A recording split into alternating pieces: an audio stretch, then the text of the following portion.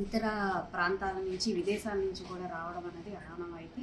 సంక్రాంతి అనేది స్వగ్రామాల్లో జరుపుకునే ఒక పెద్ద పండగ.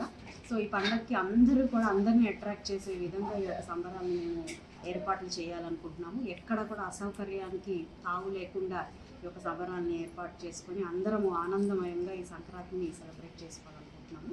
4 రోజుల పాటు ముగ్గులతో మొదలయ్యి ఇటు గాలిపటాలు, అదేవిధంగా ఎన్నో రకాల కార్యక్రమాలతో ముగింపుగా అయిపోయే ఈ యొక్క సంక్రాంతి సంబరాన్ని ప్రతిరోజు ఏ ఏ కార్యక్రమాలు ఉండాలి అని చెప్పి చాలా విశదీకరంగా దాన్ని లిస్ట్ అవుట్ చేసుకొని ఏర్పాట్లు చేయాలని అనుకుంటున్నాము. దీనికి ప్రజల దగ్గర నుంచి, పెద్దల దగ్గర నుంచి, అదేవిధంగా సిబ్బంది దగ్గర నుంచి కూడా నిధుల పరంగా కానివ్వండి, అదేవిధంగా ఇతరత్ర సహాయ సహకారాలు కూడా కానివ్వండి, అందరివి ఉండాలి.